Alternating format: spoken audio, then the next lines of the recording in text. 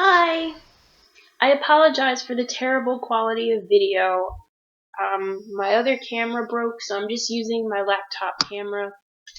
So sorry, this is all I have for now. Okay, so I haven't posted a video in a very long time because I've been kind of sad and a little bit sick and just busy in general. So finally, I'm posting something.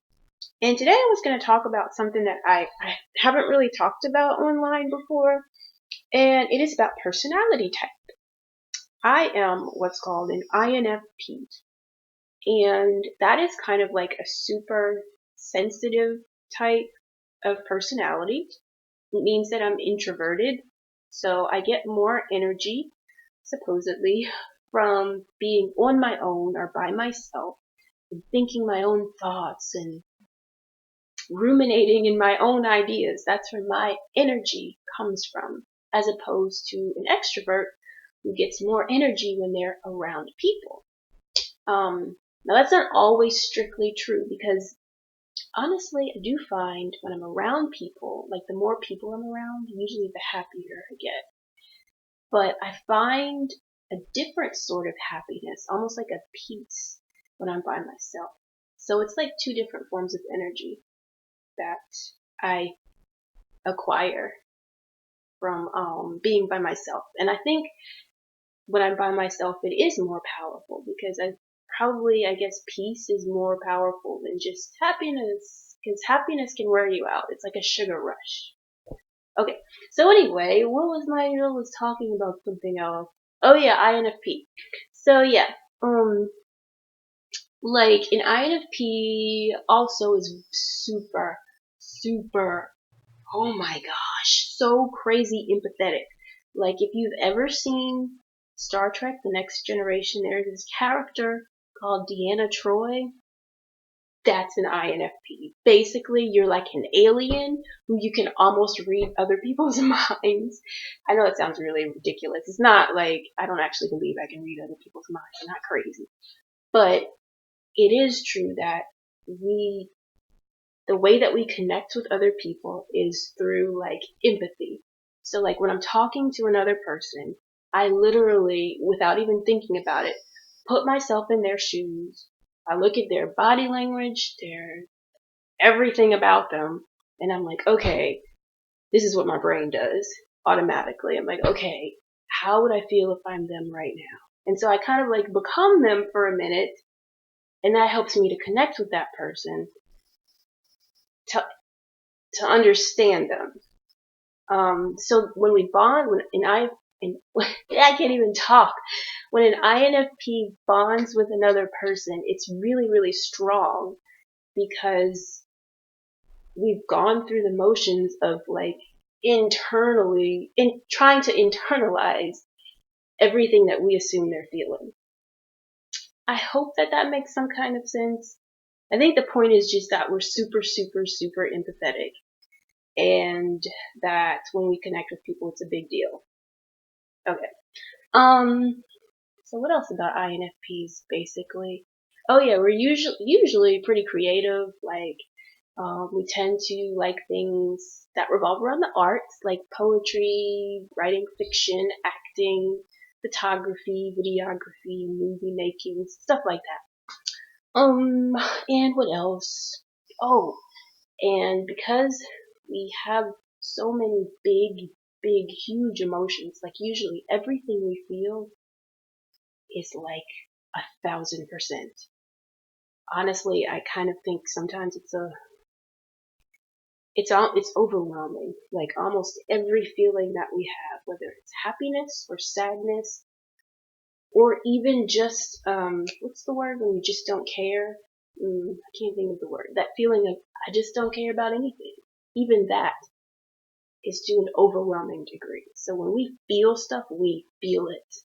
But you would never know that by looking at us because usually on the outside, we're just like this.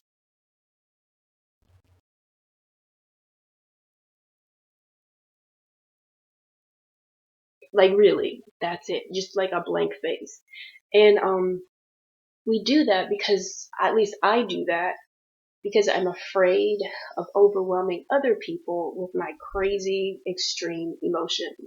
So I try to keep them to myself. And that makes us very private people. Even though we really care about the world around us and the people around us and we want to connect with them, we tend to be a little bit aloof sometimes because we're afraid of being too much. We don't want to be drama queens, and sometimes that makes us, unfortunately, become loners because we're so afraid. So, yeah, being an INFP it's an adventure, but it can also be a very lonely adventure. So there was, and that's like why I've been researching it so much lately, because I don't know, when I moved, like, I lived in California for a little while, as you might have seen from some of my other videos, and I felt more accepted there than I do here in my home state of Louisiana. Not that there aren't creative people in Louisiana, there are tons, and they're amazing, but I do feel less accepted here. I feel more lonely here.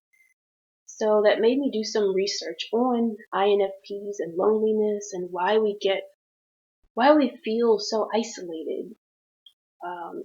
Maybe even more than the average personality type. And it's been really interesting, some of the things I've seen in YouTube videos, and by joining like a few INFP groups and seeing, or not just INFP, but personality type groups, and seeing like what other people go through. And it's helped me to realize that I'm not alone. Plenty of INFPs go through this exact same thing. But one thing that I have not seen so much about on YouTube or online is what it's like to be an INFP person of color and how that affects our life and the way we perceive ourselves. That might seem like a strange subject to even broach to someone who's not a person of color. Like if I wasn't a brown person, I would be like, why does it matter what color you are? We're talking about personality types, not race. But the fact is, the way people treat us, all of us, no matter what we look like, the way people treat us has an effect on the way we view ourselves. And the way we view ourselves has an effect on how we act and on our self-esteem. Okay. For example, at work, I've had a couple of guys be very, very harsh with me upon first meeting me. Like before I even hardly said anything to them, they treated me differently, I noticed, than they would treat women who are a different color from me. And I don't think that those men were prejudiced. But I've thought about it a lot, and I've noticed that throughout my life, a lot of people, upon first meeting me, will treat me harshly. And these are not bad people. But what I think happens is that a lot of people assume that black women have big attitudes, that we're very thick-skinned, and that we don't take no crap. you know the phrase strong black woman. I think that's just the first thing that pops into people's heads, especially people who maybe don't have a lot of friends who are people of color or women of color. So they just go with that assumption and they don't even realize they're doing it, but they treat us a little more harshly than they do their coworker who is a petite blonde woman with fair skin. They might be more sensitive to her. They'll talk to her like this, but when they're talking to me, they talk like this. So that happens so much at work. And they don't realize that blonde woman who they're being so sweet to, she's got a lot more attitude than I do. Like, I wish I had her attitude. Whereas I'm going in the bathroom to cry after someone talks to me harshly. And not that I'm saying INFPs are weak. That's not what this is about at all. We're not weak. We can be really stubborn. It's just that we are also highly sensitive people.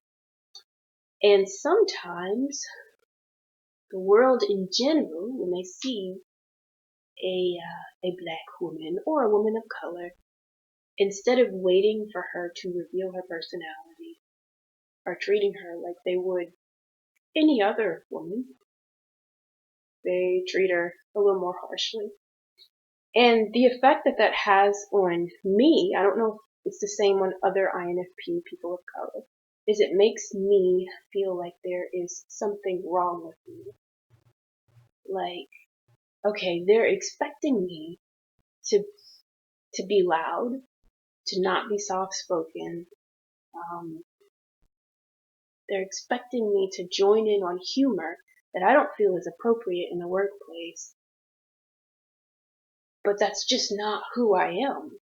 So it makes me question who I am at my core, which is ridiculous. Because I am who I'm an INFP. I'm sensitive. I don't like to put other people down. I don't like to even jokingly put other people down.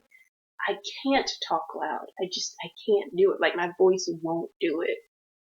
So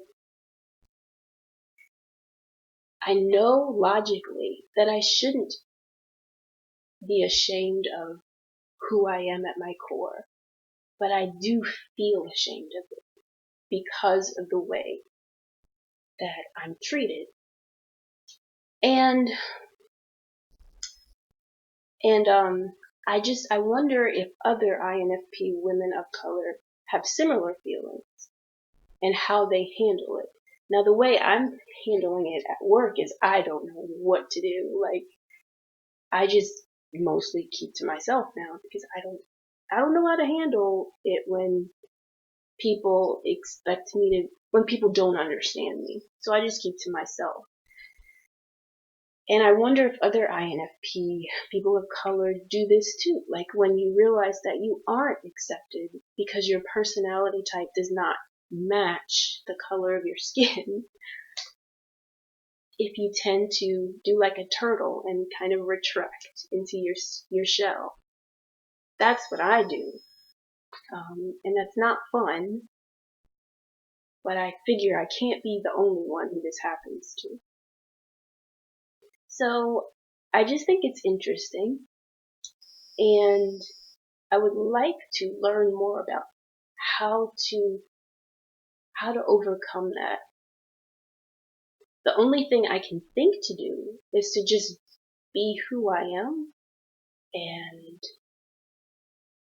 not apologize for it, which I don't mind being that way. I can't be any other way. I am who I am. It's just that it can be kind of lonesome to be who you are sitting on the sidelines while